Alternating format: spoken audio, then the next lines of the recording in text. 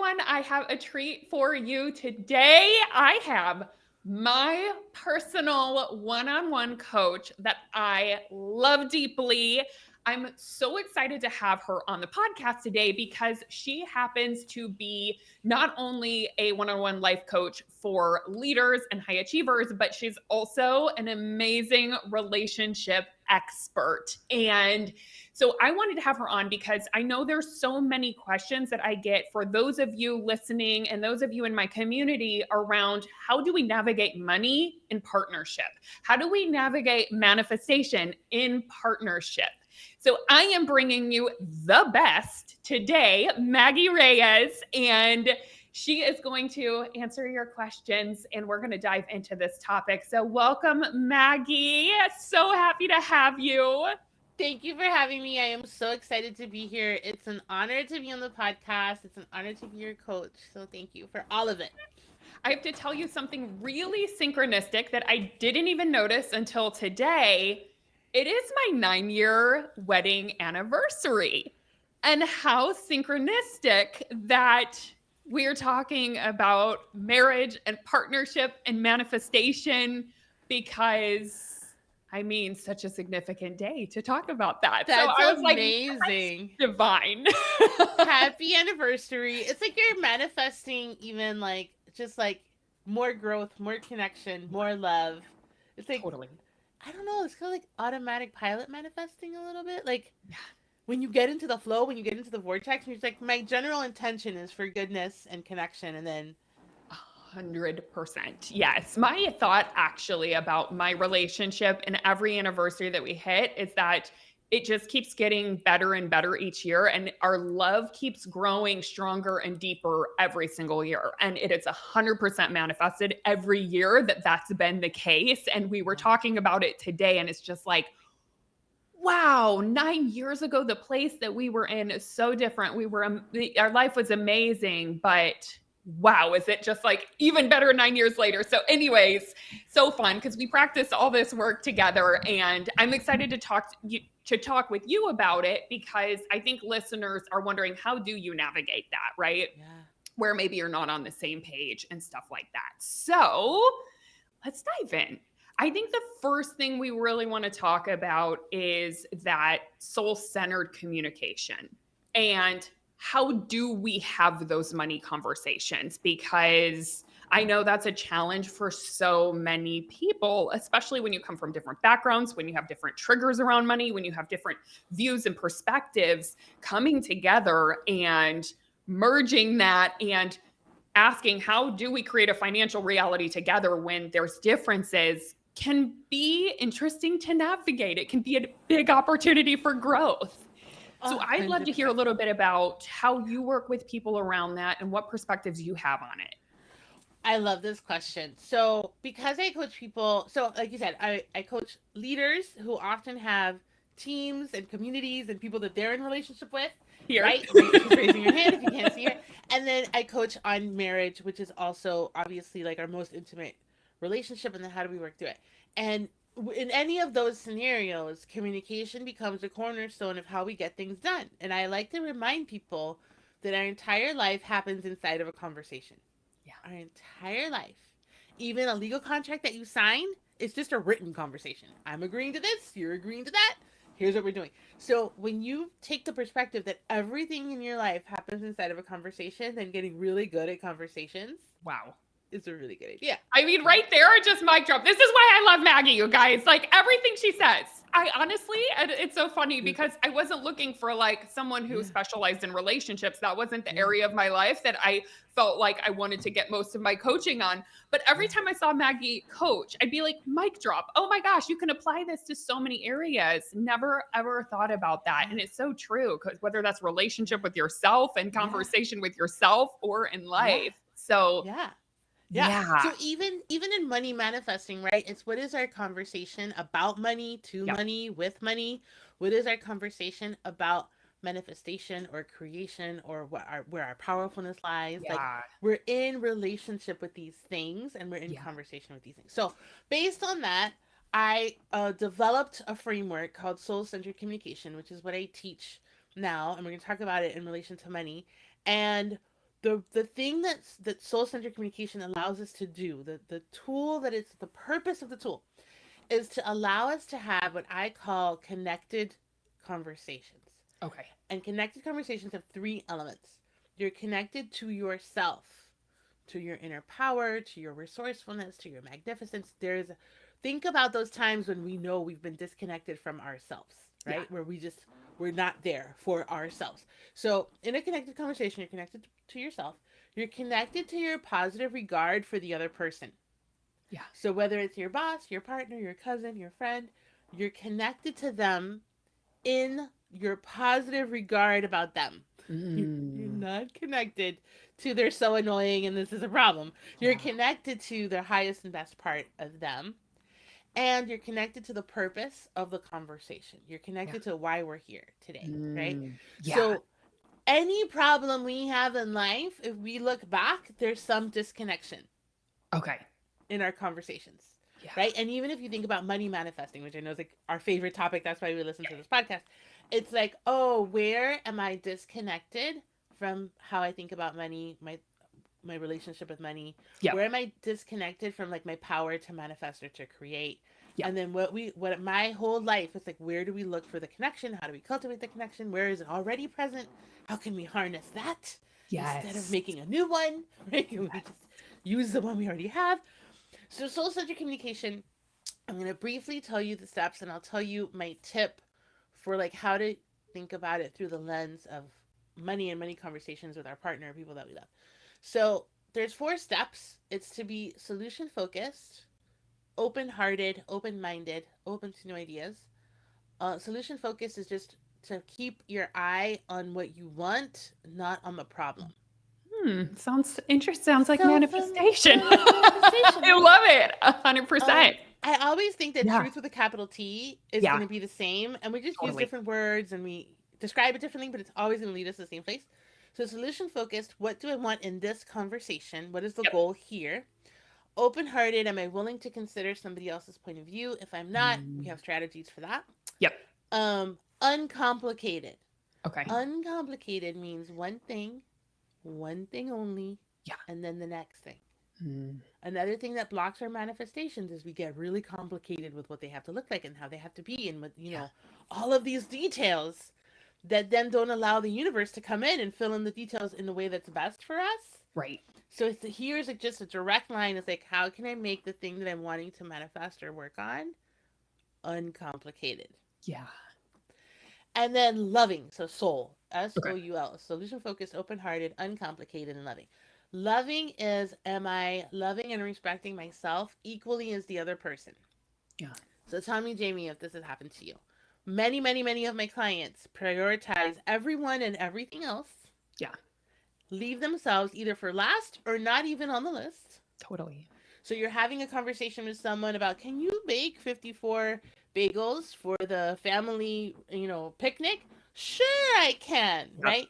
But if I included myself, I'd be like, oh, I'm in the middle of a lunch and I have Yes. clients coming live to my house. And 54 bagels right now is not really the best idea. 100%. Right? 100%. Yes. So the loving part is, am I including myself? Am I loving myself as I listen, as I agree or disagree, as I ask questions?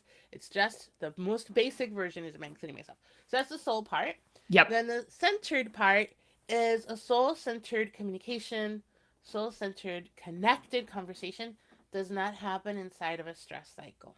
Mm. So a stress cycle is fight, flight, freeze, appease. We're activated in some Totally. way.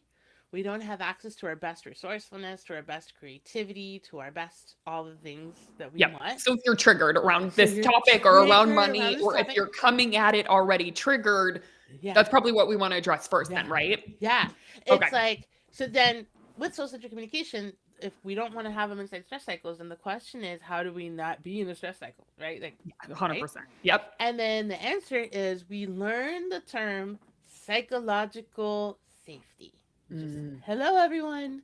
Welcome to your former HR, now life coach friend.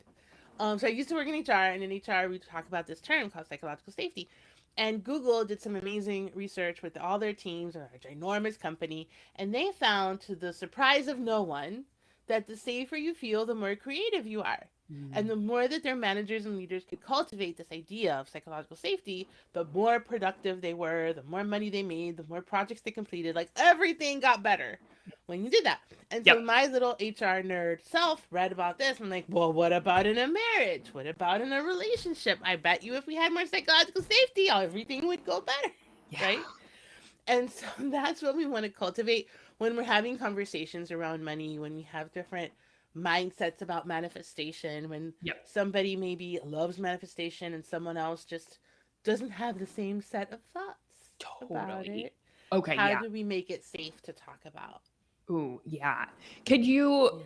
offer any guidance on that? Yes. Because I Yes. think that is probably the key for so many people is to Yes. start there. Because Yes. once we're activated, the whole Yeah. slowing down, Yeah. understanding their perspective, adding our Yes. perspective in, Yes. it's so much harder. Like you said, it's impossible to go Yeah. to that soul place. Yes. So let's just say somebody we're having a conversation with a partner around budgeting and they have Yes. two different perspectives and you Yes. start getting triggered, right? Yes. Whatever way that is, fight, flight, freeze, whatever it is for you, you just notice that you're shutting down. Yeah. Do you have any advice for the person that's in that place and things that people could start practicing when communicating around money? I have so much advice. This podcast could take 10 hours. So I I'm love just it. going to give you like one. A But hundred yes. percent. Yep. Where do we begin? So where are we begin? Okay. So the first thing is to recognize it's happening. So Okay. we want to, most of us walk around the world having these reactions, but they're unconscious and we don't even know we're having them. For ourselves, we don't know we're having them. For sure. And then we are talking to someone and they're visibly upset or retreat. So step one is to have what I call stress cycle awareness, which is just A, we have stress cycles. Yep. And B, I can see it in the other person. So if you're talking to someone and they raise their voice or they use aggressive language, we can recognize what fight looks like, Yep. right? If you're talking to someone and they keep going in circles, like we've all had these conversations where we're just going in circles with someone. Totally. In a conversation, that means it's frozen. That is the freeze response. And we've all Mm. had that experience. So everybody listening, think about that for a sec. You've all experienced that. But we didn't have the labeling to call it freeze. And just having the awareness, that's telling you that that other person is in a stress cycle and they're not thinking clearly and they're not going to make their best decisions. And then we can decide, should we keep talking? Should we step away? Yeah. Should we reschedule? So just having the awareness to label what's happening then gives you choices on what you want to do next. So Yeah. that's so important. So freeze. So we did fight. Flight is when you change the topic, when you pick up your phone, when you look somewhere else.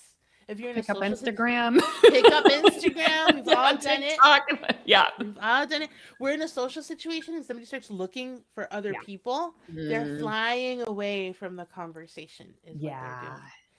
And it's just good to know that that means something stressed them out. It may not have been anything Totally. you said. They may have Yep. something on their mind, something else is going on. And then appease is when you say yes to things you'd rather say no to. Yep. And for the person you're talking to, notice if they agree too quickly. If they Mm. agree and you can tell they haven't thought it through, they haven't Yeah. taken it through their own discernment, they're just like, yeah, yeah, sure, sure, I'll do that. Yeah. That person is in a stress response. Yeah. And to give you an example of how this presents in intimate relationships, very often, so I coach women usually in relationships with men, and they'll ask their husband to do something. So let's all just pretend that our faucet is broken and we're asking our partner, hey, could you fix the faucet? Yep. And he has no interest in fixing this faucet, and this is the last thing he's ever going to do. Yep. And you come to him and you say, hey, would you fix the faucet? He's like, yeah, yeah, totally. I'll take care of it tomorrow. You can tell they haven't thought about it. They haven't considered their schedule. They haven't looked at what they have going on tomorrow. Nothing has happened. They are just saying yes because they feel emotional danger of some kind. Yeah. They're having Right. an activation. Yep. Yep. Here's the liberatory part of that. When you can see that they're not lying to you or Mm. discounting you or not caring about you, when you can see that they're actually just having a stress response, Yeah. it opens up a whole new level of connection with that person. Yes. Because something I've coached on a lot is like, he says yes, but then he never follows through. Right. We Totally. all have that friend. Sometimes it's partner, Totally. right? Yep. Oh, they've never followed through. So what I want you to know about that person is that person, in the moment that they're saying yes, they believe themselves. Yep. Okay. They're not actually lying to you. They Right. think they're gonna fix the faucet, And they and want that's to, good. right? They want They to. want to, Yeah. maybe Maybe. they Right. want to, right? Yep. But they are not lying to you. They are maybe lying to themselves, but it's Yeah. unconscious. Totally. And then when you can notice that, you can slow down the conversation, you can make new choices, you can check in with them. It Yeah. just gives you more power and more choice when you can recognize stress cycles. So the first step to minimizing, or not minimizing because we're all going to have them, but to Yep. minimizing the impact that they have on us Yes. And working with them, right? and working with them, Yep. and flowing with them, Yeah. is just to recognize them in the That's first huge. place. Yeah. That's step one. And then cultivating psychological safety, there's a bunch of different things that you can do. I'll tell you like my top two or three. One, which I know you will relate to, because we're both cognitive based coaches. Like, the words that we use matter, right? Yeah. And the words that we use create and inspire feelings and results. So think about how you describe things as a contributor to psychological safety. Mm. So if, let's pretend that you're my boss Yep.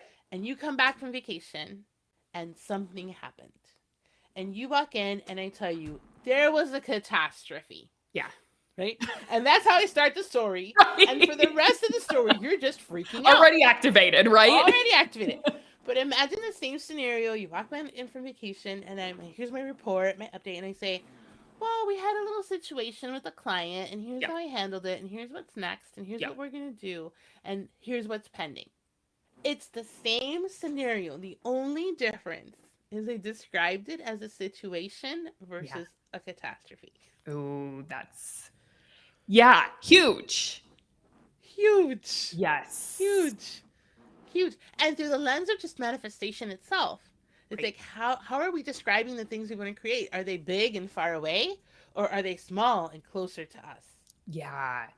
Could you give an example, if you Yeah, have sure. one, of Sure. how that might be implemented around money? What would Yes. be some ways of approaching it where maybe Yes. it would offer an invitation where it's more inviting a conversation of Yes. curiosity, or where Yes. we aren't just automatically saying something that's going to, I Yeah. don't want to say cause a Yeah. trigger, or but it's going Yeah. to heighten someone's reaction. Are there simple, like, Okay. offerings that you I'm have gonna around that? tell you one thing I did last night. I literally did this last night with my husband Okay. talking about money. Yep. Is I love continuing education. I like to invest in a lot of things, and sometimes I invest in very expensive things, and Yeah. sometimes I invest in things that aren't really expensive at all relative Yep. to our budget.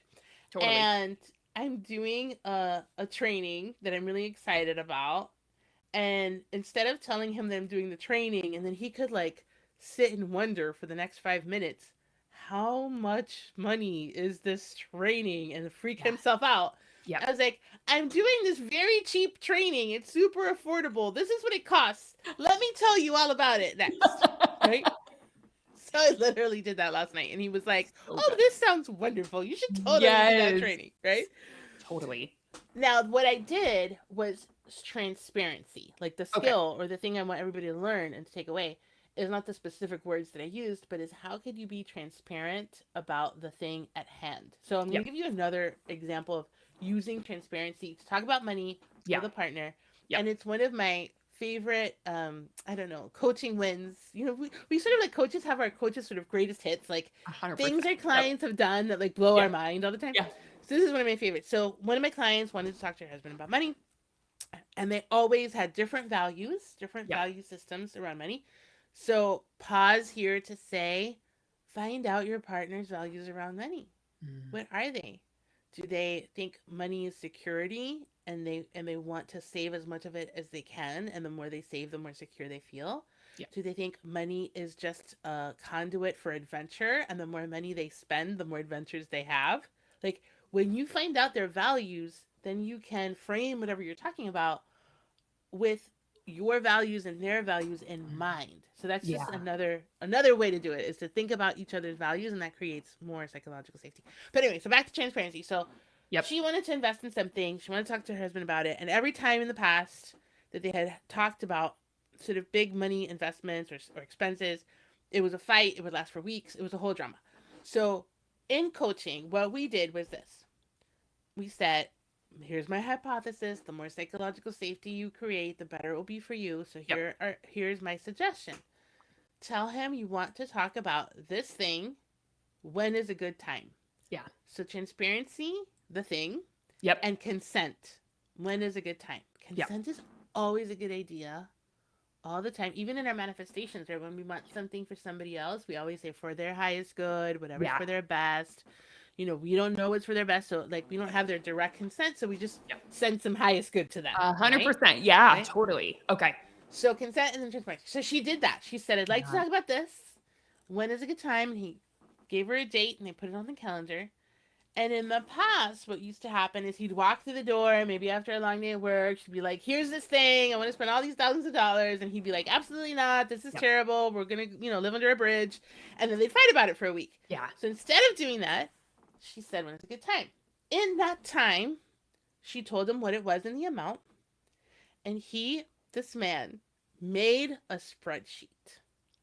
So when it came to their time to speak, he said, I've looked at our situation, and if you want to do that thing, we can move this around, cancel this, do this other thing next year, and you can have that in 2 weeks, this money that you want to do this thing. Yeah. They talked for 5 minutes. She got what she needed, and Yep. she was done.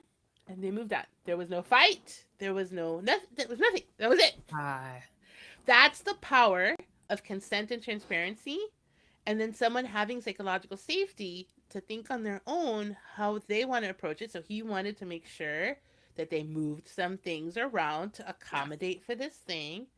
He thinks a little slower. She thinks a little faster, right? Yeah. Some of our friends or loved ones, we need more time to process. And Oh, some yeah. people need less time to process. Is that normal in couples? I don't know. That's me. Yes. I'm the fast one. We always say, I am Yes. definitely the rabbit. He is.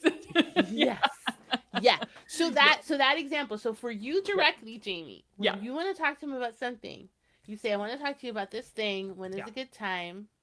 And if there's anything he needs to consider, you can ask him, would you like to know what I'm going to ask you to consider so you can think about it a little bit before we talk? Fantastic. And you give him the opportunity to say yes or no. Yep. And then you talk to him on that day. And then it could be useful, maybe, not to expect an answer on that day. Now that we've talked about it, Yeah. I'd love for you to think about it. And then when you've thought it through, I'd love to talk about it again. Yep. Creating that space to say, I know that I like to move fast and you like to be a little bit more analytical in how you do things, right? Yep. And honoring that in him also creates psychological safety. Yes. That's huge. And like, as you say that, I think that's probably one of the biggest things and one of the biggest opportunities for growth is in what I'm hearing is just really understanding our partner's way of doing things too, and our partner's way of being, and not making that wrong. Correct. Because I mean, it's so easy to say, well, this is the way, this is how I do it, this is how I want it done. But what if we consider their way isn't wrong? It's just different, right? Yes. Whether that's, like from what I'm hearing too, is just understanding their nervous system response, understanding our nervous system response so that we can understand if and when we're triggered, or if or when they're triggered, and we can slow the conversation down. So yeah, just understanding their nervous system response, and that creates so much awareness. And I think that idea, if there's one thought that I'm even taking away that I'm like, oh my gosh, I want to bring this into every conversation moving forward, is that there's no one way to do it, right? There's no right way. My way is one way. Their way is one way. How can we come together? So what I'm curious about is, how is it possible to come together? How do you meet in the middle when you have two completely different opinions or ways of doing this? Let's say one person tends to be an avoider of money. Another person tends to be quite rigid and on top of it and anxious and wanting to look at every single thing, and it creates some conflict. How would you recommend, even though let's say we have awareness that we're different, how would you recommend coming together so that you can still thrive in a relationship when there's two different ways of being, two different values, two different triggers? So there's a couple of things that I would recommend. So the first one is, where do you overlap? Where do you agree? Where do your values align? How much can you focus on that? Yep. And where do you need to make your own choices as individuals? Okay. So when it comes to money, for example, if the values are completely diametrically opposed, Yep. you might have separate bank accounts and a united bank account. So you might have 3 bank accounts. Okay. And if your values are completely aligned, you might have 1 bank account, right? Yeah. Like, so it could be, oh, we're never going to agree on how much to invest, but we can agree on how much to put in for the mortgage, and then the other part is going to do that, and you don't have to have an opinion about it. I'm just going to do it, and I don't have to have an opinion about whatever, how many comic books you buy or something. And you can just go and do that, whatever the thing may be. So one of those things is to look for where you overlap and can unite. And to look for where you need to, let's use a fancy word, individuate. And make some of those choices. Now that will have difficult conversations involved because you might even disagree on that. Someone might think we should do everything together, and someone might think, well, I don't want to do everything together. And that's where you use these skills of creating as much psychological safety as possible to have that difficult conversation, and then remembering that you're on the same team. Say, okay, if we were on the same team, how would we solve this? How would we approach this? That's so and good. If you're in a relationship with someone who cares about you, even if they have different values, they will listen with empathy to your values. And if they don't, that's a red flag. Okay. Right? Like, we want to acknowledge that. If that feels like a completely impossible conversation, that's a yellow to orange to red, depending on the severity. But that's a flag. We gotta look at that more deeply. Yeah. The other thing, so I said there were 2 things. So the other thing, no, it's so good. Thank you.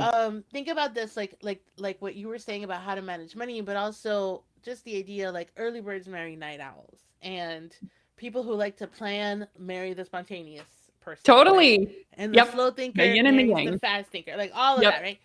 So there's amazing research from an institute called the Gottman Institute, and what they have found is that 67% of problems, I want to say it, I hope I'm saying it correctly, are unsolvable. So there's a difference. And when I read this, it blew my mind when I read it, and now I teach about it and talk about it all the time because it blew my mind. There's a difference between a problem you solve and a problem you manage. So a problem you solve has a clear end date. We paid off the mortgage on the 25th payment. We're done. It's complete. It ended, right? Yep. That's something it's solvable. It has a clear solution, right? And an end, and you're done. There's a done point. Now, I'll use myself as an example. I tend to be late. My husband tends to be on time. Over the years, I didn't even know. I have some neurodivergence in me. I have some time blindness. It's hard for me to calculate time sometimes. But so that is not solvable. That will never go away for as long as I live. What do we do with that? We need to manage that. And what I see most people do when they have those problems where they're fighting all the time and they're not happy and they're frustrated is they're trying to solve something that is inherently unsolvable. Oh my gosh. I love it. That's if I had a mic, I could drop right now. I'd drop. I'm just letting that soak in. It's so good. Yeah. So it's about managing. Yes. So it's about managing, mitigating, preparing for whatever the case may be. So if I'm all in on manifestation and I know it freaks my partner out and I want to manifest some really big thing, I look for how can I create safety around it. So if I want to manifest my dream house, I'll be like, listen, I'm not going to do anything crazy. I'm going to talk to you every step of the way. I'm going to keep you updated on how my manifestations are going. Here's what I'm doing. I'm not going to, like, risk the family fortune. I'm not going to sell my car, So you're telling the person, okay, there's some safety here. I'm still going for my big dream. And here's how I'm approaching it and what I'm doing. But it's really important to me to go for my dream because that's what lights me up. That's what gives my life meaning, right? one of the things that really helps a lot is when we can be vulnerable with the Yeah. people in our lives, and instead of from a place of like I got this, but from a place of like this is why this matters so much to me, Yeah. then it becomes so much easier for them to access compassion and to sort of be back on your side about it. Yes. And anything you share about lowering the risk or how you're mitigating your own risk, that helps them. Yeah. Yeah. Wow. So what I'm hearing too, it's not fighting for what you want. It's not trying to prove it. It's not trying to defend it. It's coming together as if you're a team and helping them gain perspective around why it's important to you from a non-triggered place when you are Yes. not in your nervous system, your Yeah. triggered response and Yeah. communicating. That's Yeah. huge. I Yeah. love that. Yeah. So I had some really great questions that came in from my community, and I would love to ask you, Maggie, so Let's maybe you do could it. offer some support. I So mean, someone asked if there are some struggles in the relationship, even when we're actively working on them, how might those struggles interfere, if at all, with manifesting money or work? What are mhm. some ways to stay focused on the manifestation in one area while struggling in relationship? Okay, so I want to hear your thoughts about this too, but my Yeah. first answer to this is if you let it mess with your vibe, Yeah. right? Yeah. If you let it rain on your parade. So we're on our parade doing our thing. In our parade, there's only umbrellas Yeah. and like magic glitter dust rain. That's Yep. it. This other thing that's going on over here, if we let it make our parade cloudy, Yep. that's how it can interfere with a manifestation. So some of the things that you do is you create a boundary. Maybe you don't talk to this person about that thing if that's one of the triggers in the relationship. Yep. Maybe depending on which relationship it is, if it's Yep. someone that you don't live with, maybe you talk to them less, maybe you call them less, maybe you lower the time you are spending with that person, Yep. right? So there's some element of if you don't want it to mess with a manifestation or something you're working on, is how is it affecting my vibe, if at all? Yep. And then if it is affecting my vibe, what are the boundaries I need to set with this person so I can still do this thing? So that's one. Totally. Yep. And then with the struggle in the relationship, what I would say is how can you relate to the highest and best part of them? Mm. And this is tricky, so I'm going to add the nuance, right? There's some relationships that need to end, and you need to be Yep. really honest with yourself about that. And sometimes that's hard, which is why Yep. people work with coaches and all that stuff. Yep. But from my HR days, I Yep. had all kinds of internal clients, right, that I had to work with that I couldn't choose, right? I just got what I got. And some people were really great to work with, and some people Yep. weren't great to work with. And my way of staying in my vibe around that Yeah. was I would look at the person, and then someone would be like a jerk. They like Yep. certified, they're a jerk. People don't like them. They'd come up to me, they'd warn me about them in a Yeah. meeting, whatever. And I'd be like, what is it in this person that I can connect with that's their highest vibe they have available? Oh, they really care about their team. They're Yeah. terrible to everybody else, but they care about their team. Oh, they really care about excellence. They're mean to their team, but it's because they want the product to be amazing. Yeah. Whatever it is that I could hang on to that was the highest vibe part of them, Yep. that helps. I love that. I love that. So good.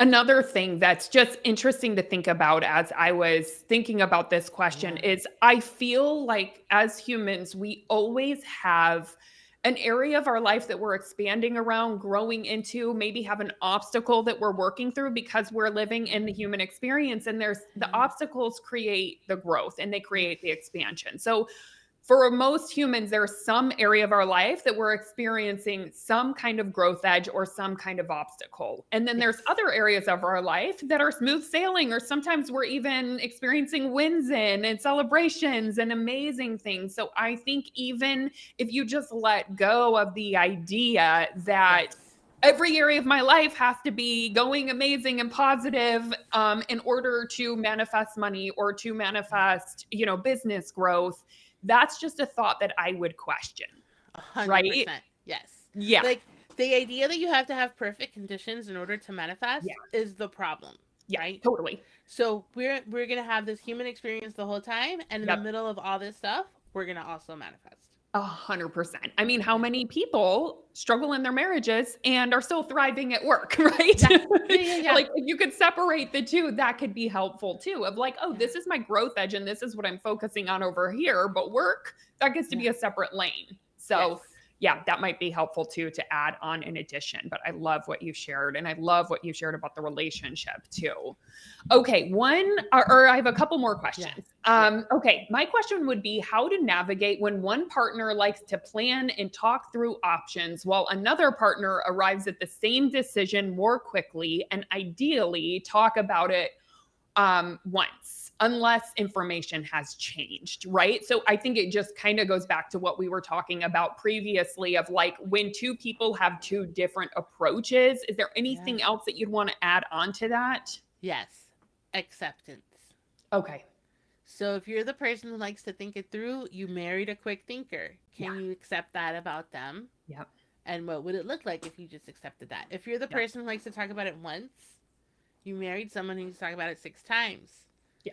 What if that's just, I like to think about it like a relationship tax. Like the tax you pay for being with this amazing person is you got to listen to it 6 times. Yes. It's not a problem.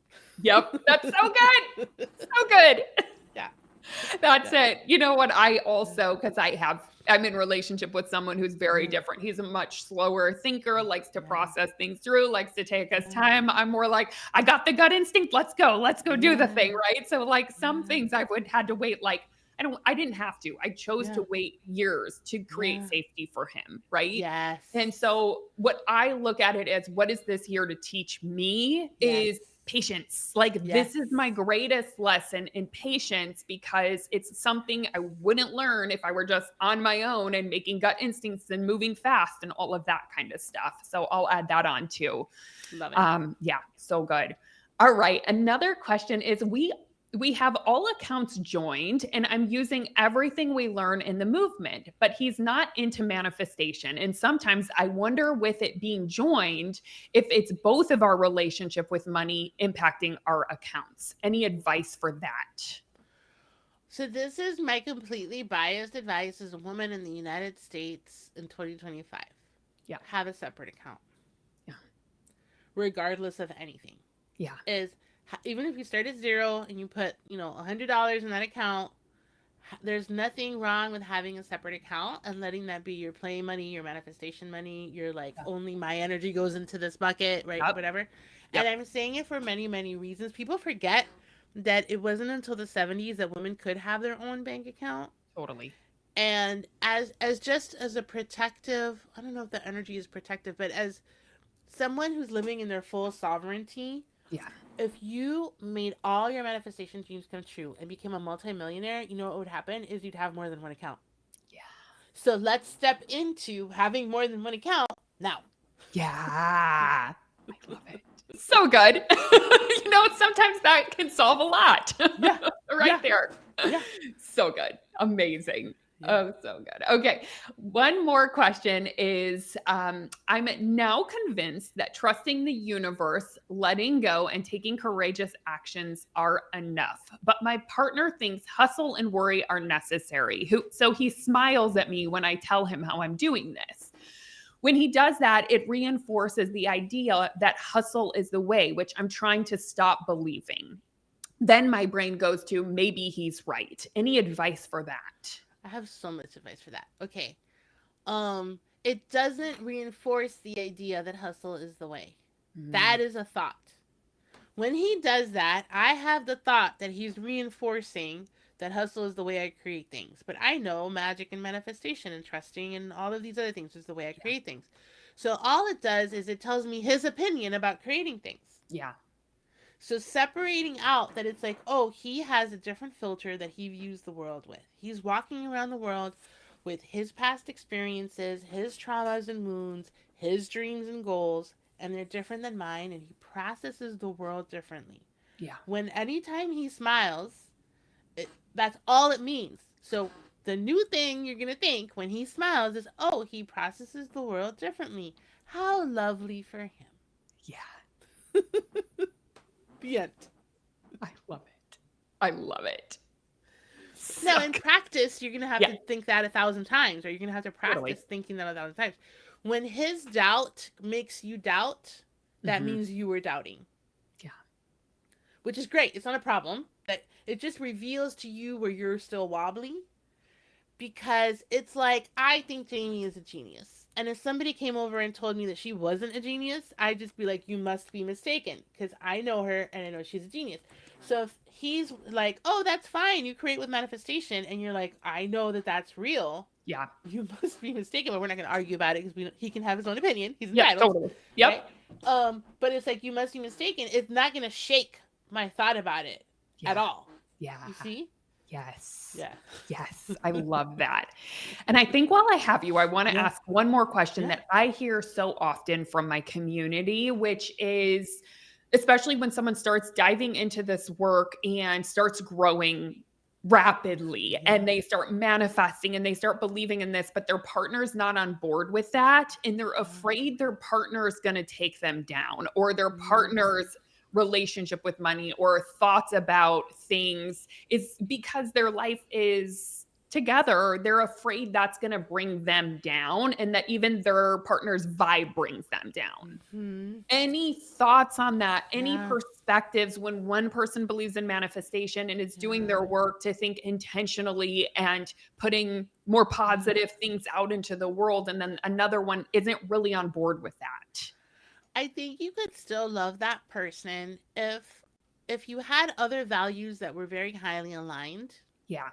So there's nuance to this question. It's like, when you're worried they're gonna bring you down, if you genuinely have this worry, that usually isn't the only place you're disagreeing. So for everybody listening, you know yourselves, is this the only place where you're disagreeing, where your values don't align, or are there like 6 other places where your values don't align, and this is just the loudest one? So the coaching and the guidance would be different depending on it. But let's pretend this is the perfect partner for you. You're totally into them. They're totally into you. This is just this one place where we just don't really see eye to eye. Okay, so if that's the case, in that scenario, what I would say is you can have conversational boundaries. Yeah.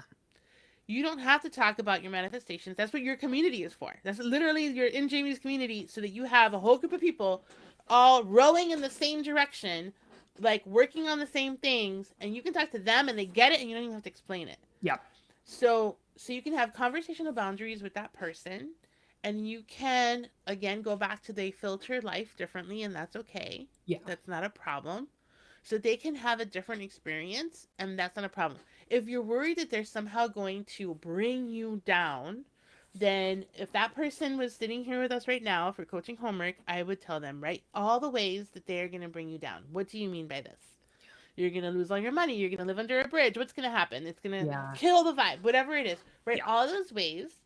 And then, first of all, when you see it in writing, you're going to be like, well, that's not real because I have control over this one and this one and this one and this one. And it'll start just dissipating on its own. Yeah. So kind of like, there's the nuance of, is this the only thing you disagree on for real? Yeah. And if it's a bunch of things, then we have to dig a little deeper, right? Yeah. That would be a whole other podcast episode we're not going to do today. Totally. But that's a session with Maggie. Yeah, that's like call me. Right? Yeah. It's like, but if it's really like they just don't get this one thing, then, like, my husband is a gamer and is passionate about gaming and loves gaming, and it's one of his biggest hobbies and passions in life. And like, I love personal development. Like, I could listen to Oprah for 8 hours, and these are big important things in our lives.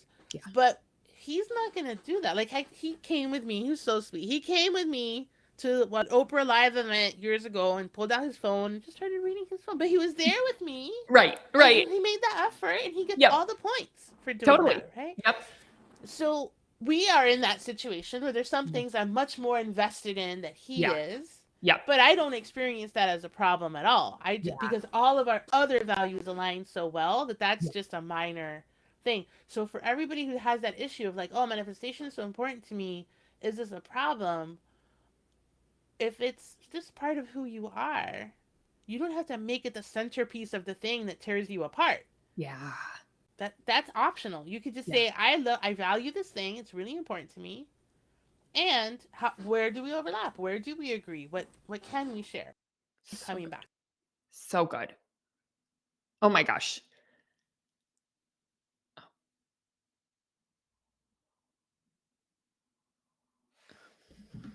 So this was an amazing conversation, Maggie, and I know that listeners are going to be interested in following you, learning about you, listening to your podcast, because I know there's a lot of listeners that want to learn how to integrate these things into their marriage and create thriving, stronger marriages. And I want to add side note, what's really awesome about you, Maggie, is that you get the stuff that my listeners are here for. Like, one of the reasons that I wanted to work with you is your energy. Like, and on top of it, we love all the same teachers. We've read all the same books. You're super into law of attraction, manifestation, and you know how to bring that into relationships and coaching too. So if somebody wants support either around their relationships or their team, any kind of Yeah. relationship in their life, Yeah. where can they come follow you, find you, work with you, all the things? I love it. Okay, so my website is my name, MaggieReyes.com. You can always go there, see what I'm up to, whatever my coaching offerings are. I do private coaching with leaders and executives and business owners, and then I do marriage coaching. So those are my sort of two specialties. Before I was a coach, I worked in HR, which is why I have a lot of like work references. Which is always helpful too. Yeah, it helps. And then you can follow me on Instagram at the Maggie Reyes. I always joke around that Reyes is like Smith for like Latin people, so there's like a million Maggie Reyeses, but I'm the Maggie Reyes. Maggie Reyes. Go follow her.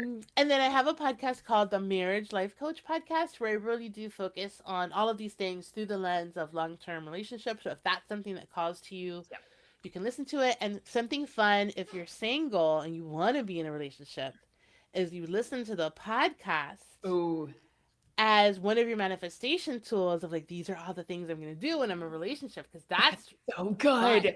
That's so good. 100%. Yes, you will totally manifest your partner. And not only that, but you'll be totally prepared to be the best partner ever. That's the idea. Yes, everyone go follow Maggie. You will absolutely love her. She's such a bright life and a bright light and a brilliant coach. So thank you for all of your support, Maggie. I love you. Thank you for being my coach, and thank you for being here today. Thank you. It was an honor to be with all of you, and thank you. I love you too. Love you.